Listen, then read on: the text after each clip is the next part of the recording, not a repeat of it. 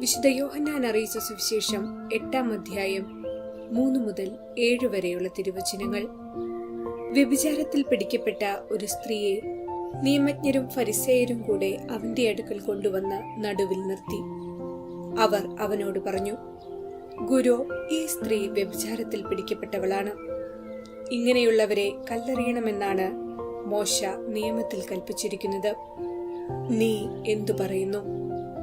ഇത് അവനിൽ കുറ്റം ആരോപിക്കാൻ വേണ്ടി അവനെ പരീക്ഷിച്ചുകൊണ്ട് ചോദിച്ചതാണ്. യേശുവാകട്ടെ കുനിഞ്ഞ് വിരൽ കൊണ്ട് നിലത്തെഴുതിക്കൊണ്ടിരുന്നു.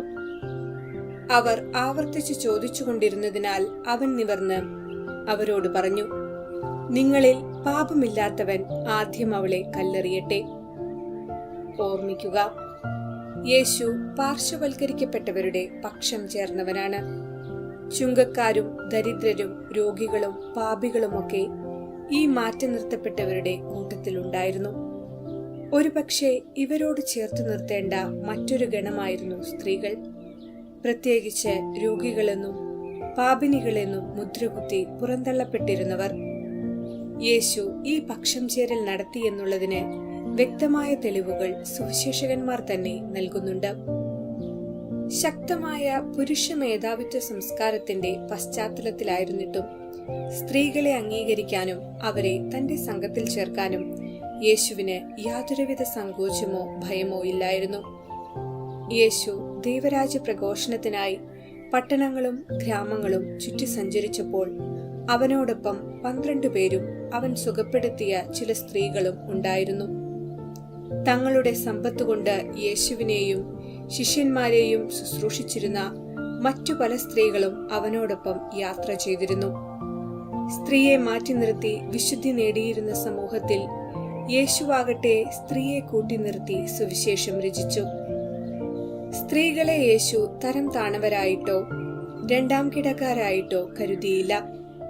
മറിച്ച് പല സന്ദർഭങ്ങളിലും അവരെ അംഗീകരിക്കുന്നതായും പ്രധാന ദൗത്യങ്ങൾ ഏൽപ്പിക്കുന്നതായും കാണാം.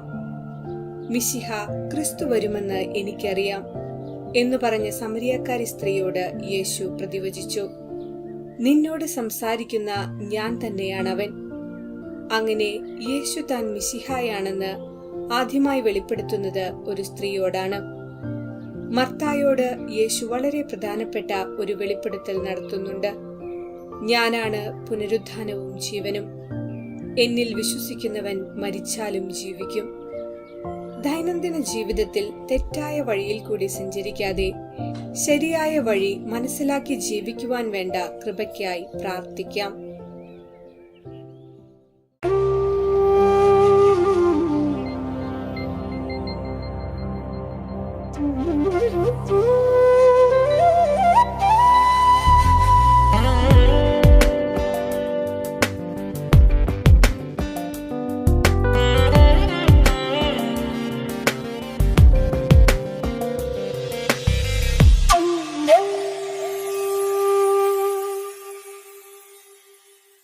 ഹൃദയ കവാടം തുറന്നു ഞാൻ എൻ യേശുവിനെ എതിരേറ്റു.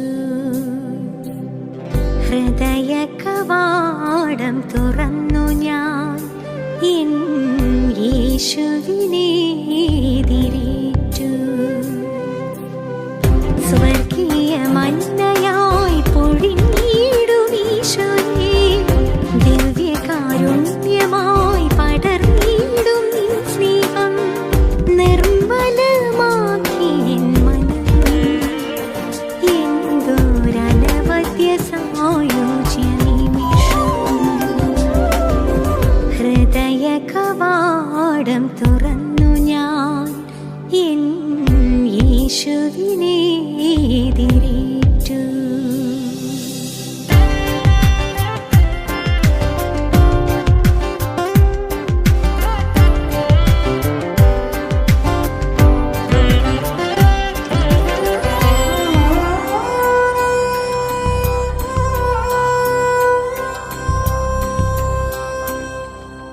പരിപാവനം പരിശുദ്ധം നിൻ ദർശനം, അഴലെല്ലാം നീക്കിയിടും ദിവ്യ സ്പർശനം.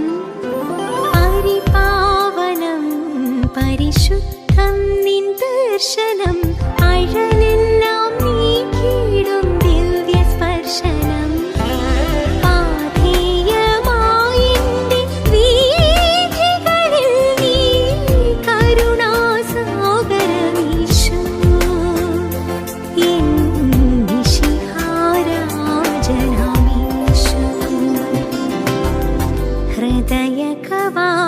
കവാടം തുറന്നു ഞാൻ എൻ യേശുവിനെ എതിരേറ്റു.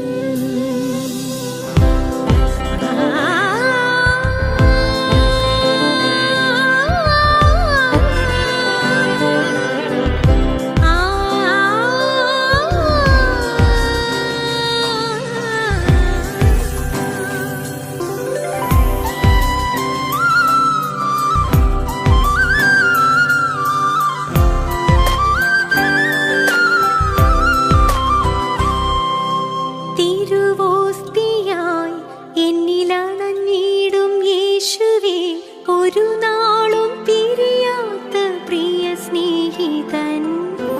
തിരുവോസ്തിയായി എന്നിലണഞ്ഞിടും യേശുവേ, ഒരു നാളും പിരിയാത്ത പ്രിയ സ്നേഹിതൻ. മാറോടണച്ചെന്നിൽ ആശ്വാസമേകി നീ നവമൊരു ജീവനുണർത്തി.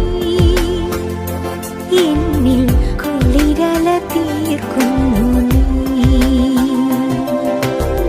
ഹൃദയ കവാടം തുറന്നു ഞാൻ എൻ യേശുവിനെ എതിരേറ്റു.